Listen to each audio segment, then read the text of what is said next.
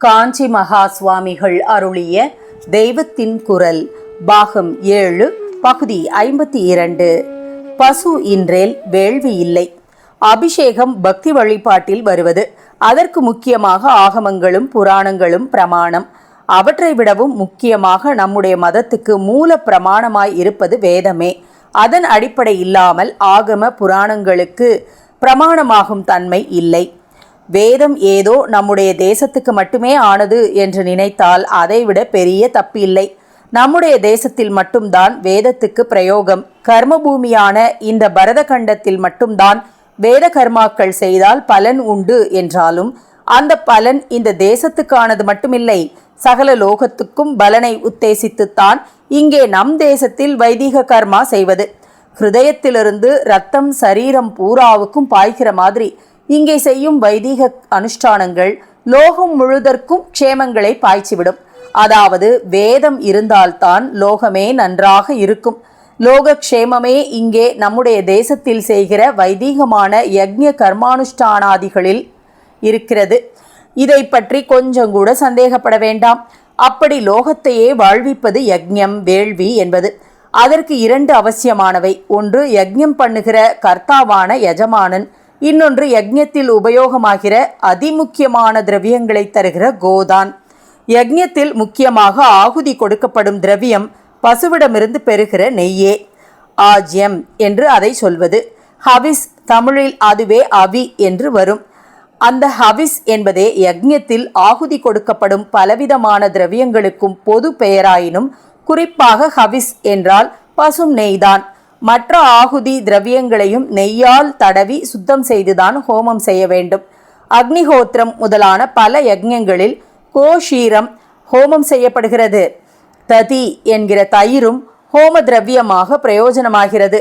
சத்துமா என்கிற சக்துவும் தயிரும் கலந்து ததிசக்து ஹோமம் என்றே செய்வார்கள். நெய், பால், தயிர் அக்னியில் ஹோமமாகின்றன என்றால் அந்த அக்னியை வளர்த்து கொடுப்பதே எது? கோமயத்தை போட்டு தட்டிய வரட்டிதானே. ஆகையினால் கோ இல்லாவிட்டால் யக்ஞம் வேள்வி என்பதே இல்லை. லோகக்ஷேமத்துக்கு முதுகெலும்பாய் இருப்பது வேதம். அந்த வேதத்துக்கு முதுகெலும்பு வேள்வி. வேள்விக்கு முதுகெலும்பாய் இருப்பது அதை செய்கிற கர்த்தாவும் அதில் பிரதான திரவியமாய் இருக்கிறவற்றை கொடுக்கிற கோவும் தான். ஆகவே முடிவாக லோகம் வாழவே முதுகெலும்பாய் உள்ள 2இல் 1 கோ என்று ஆகிறது. அதனால்தான் கோரக்ஷணமே பூரக்ஷணம், பசு காத்தலே பாரினை காத்தல் என்கிறது. அந்த காரணத்தினால்தான் லோகம் முழுவதும் நன்றாக இருக்க வேண்டும் என்று பிரார்த்திக்கிற போது முதலில் கோவையும் அப்புறம் யஜமானனையும் தனிப்பட சொல்லிவிட்டு அப்புறமே சமஸ்த லோகத்துக்கும் சௌக்கியத்தை வேண்டுவது. கோ பிராமணேப்யோ சுபமஸ்து நித்யம் லோகாக சமஸ்தாக சுகினோ பவந்து. எத்தனையோ பிராணிகள் இருக்கும்போது கோவையும் பல ஜாதிகள் இருக்கும்போது பிராமணனையும் மட்டும் பிரித்து சொன்னதற்கு காரணமே அந்த இருவரும்தான் அத்தனை பிராணிகளும் அத்தனை ஜாதி ஜனங்களும் க்ஷேமமாய் இருப்பதற்கு உதவுகிற யக்ஞ கர்மாவில் விசேஷமாக பயன்படுவது என்பதுதான். லோகம் முழுவதும் நன்றாய் இருக்க பண்ணும் பொருட்டே கோவும் பிராமணனும் நன்றாய் இருக்க வேண்டும் என்றே இவர்களை லோகத்திலிருந்து பிரித்து சொன்னதே தவிர வேறே பக்ஷபாதம் இல்லை.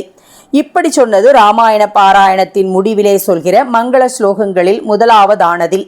வேதத்தையே அனுசரித்து அஸ்வமேதாதி யஜ்ஞங்களை செய்து கொண்டு தர்மராஜ்யம் நடத்திய ராமச்சந்திரமூர்த்தியின் கதா பாராயணத்துக்கு முடிவிலே வருகிற ஸ்லோகம் ஆனதால் முதலில் லோகத்தை ஆளுகிற ராஜாக்கள் நியாய மார்க்கத்தில் ஆட்சி செலுத்தி பரிபாலனம் செய்ய வேண்டும் என்று சொல்லிவிட்டு அப்புறம் கோவின் க்ஷேமம், பிராமணனின் க்ஷேமம், லோகக்ஷேமம் ஆகியவற்றை சொல்லியிருக்கிறது.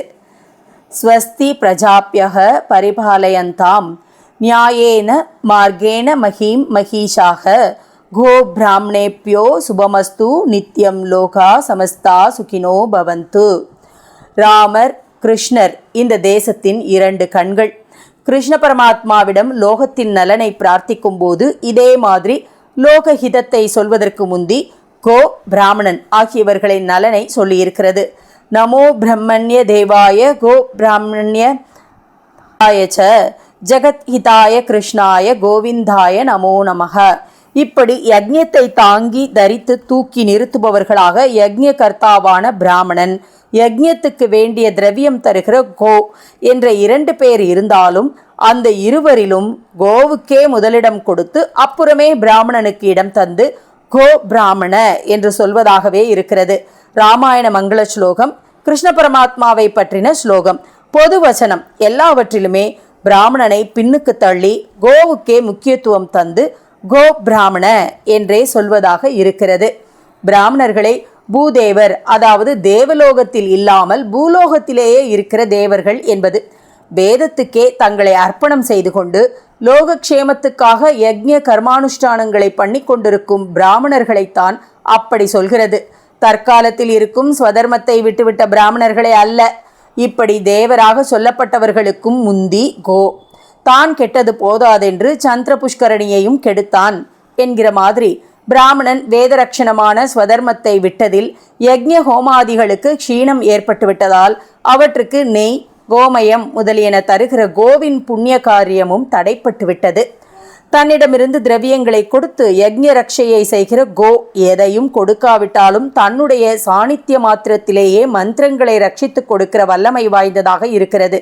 அதனால் தான் மாட்டுக்கொட்டிலில் ஜபம் செய்தால் கோடி மடங்கு பலன் என்பது. கோஷ்டம் என்ற மாட்டுக்கொட்டிலை போன்ற பரிசுத்தமான ஸ்தலம் எதுவும் இல்லை. ஏனென்றால் கோவுக்குள் 33 தேவர்களுமே அடக்கம். சகல புண்ணிய தீர்த்தங்களும் ஒரே பசுவுக்குள் இருக்கின்றன. நம்முடைய ஆலயம் ஒவ்வொன்றிலும் சில தெய்வங்களுக்கு சந்நிதிகள் இருக்கின்றன. அதை சேர்ந்ததாக ஒவ்வொரு புண்ணிய தீர்த்தம் இருக்கிறது. கோ என்பதோ அத்தனை தெய்வங்களும் அத்தனை புண்ணிய தீர்த்தங்களும் குடிகொண்ட ஆலயமாக இருக்கிறது. கோவே ஒரு நடமாடும் கோயில், சர்வ தேவதைகளுக்குமான மகத்தான கோயில். சர்வ தேவதா ஸ்வரூபம் என்றால் நம்முடைய சிற்றறிவால் இன்னதென்றே கிரகித்து கொள்ள முடியாமல் அல்லவா இருக்கிறது. ஒரே மலைப்பாக, பயம் கலந்த மலைப்பாக இருக்கிறதே தவிர அன்போடு பக்தி பண்ணும்படியாக இல்லையே. அதனால் கோமாதாவை குறிப்பாக லக்ஷ்மி என்ற ஒரு தேவதையின் ஸ்வரூபமாக சொல்வது. அமரகோசம் என்கிற சம்ஸ்கிருத நிகண்டுவில் லக்ஷ்மியின் பல பெயர்களை சொல்லும்போது லோகமாதா, லோகஜனனி என்னும் 2 பெயர்கள் சொல்லியிருக்கிறது. கோமாதா அந்த லோகமாதாவே.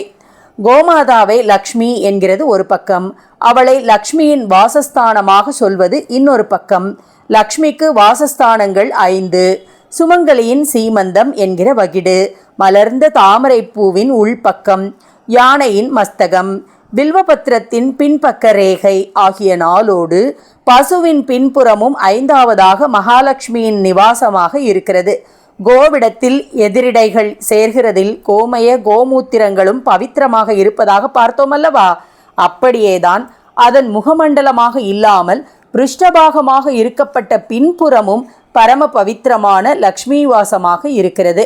அழகுக்காக கோவின் முகத்தில் சந்தன குங்குமங்கள் இட்டு கழுத்தில் மாலை போட்டாலும் கோபூஜை என்று பண்ணும்போது பின்புறத்தை அலங்கரித்து அங்கேயே அர்ச்சனாதிகள் செய்ய வேண்டும். ஒரு கோவினிடம் தாழ்ந்தது என்று எதுவுமே இல்லை. அதனிடம் சர்வமும் சர்வாங்கமும் உத்கிருஷ்டமே. நம் மடம் மாதிரி தர்ம பீடங்களில் பிரதிதினமும் காலம் காத்தாலே நடக்கிற முதல் வழிபாடு கோபூஜை தான் என்பதிலிருந்து கோவுக்குள்ள உத்கிருஷ்டமான ஸ்தானத்தை புரிந்து கொள்ளலாம். பசுவை விட யானை எவ்வளவோ பெரியதாக இருந்தாலும் கோபூஜைக்கு அப்புறம்தான் கஜ பூஜை. தெய்வமாக பூஜை பண்ணுவது இருக்கட்டும், அது சிலர்தான் பண்ண முடியும். ஆனால் எவரானாலும் பண்ண வேண்டிய கடமையாக ஒன்று இருக்கிறது. கோவுக்கு ஆகாரம் போடுவதுதான் அது. ஒவ்வொருவரும் ஒவ்வொரு நாளும் ஒரு பசுவுக்கு கைப்பிடி அளவு புல்லாவது கொடுக்க வேண்டும். கோகிராசம் என்று இதை சாஸ்திரத்தில் சொல்லியிருக்கிறது. கிராசம் என்றால் ஒரு வாய் ஆகாரம். கோகிராசம் என்பதை வைத்துத்தான் புல்லுக்கு இங்கிலீஷில் கிராஸ் என்று பெயர் வந்திருக்கிறது. திருமூலர் திருமந்திரத்தில் பிரதிதினமும் ஜீவர்கள் செய்ய வேண்டிய கடமைகளில் ஈஸ்வரனுக்கு ஒரு பச்சிலை, அதாவது வில்வபத்திரமேனும் அர்ச்சிப்பது, ஒரு கைப்பிடியாவது ஆகாரம் பிச்சை போடுவது ஆகிய 2க்கும் நடுவில் கோகிராசம் கொடுப்பதையும் சொல்லியிருக்கிறார். முடிவாக ஜீவர்களிடம் இனிமையாக பேசுவதையும் சொல்லியிருக்கிறார். யாவர்க்குமாம் இறைவர்க்கொரு பச்சிலை, யாவர்க்குமாம் பசுவுக்கொரு வாயுரை, யாவர்க்குமாம் உண்ணும்போது ஒரு கைப்பிடி, யாவர்க்குமாம் பிறர்க்கு இன்னுரைதானே.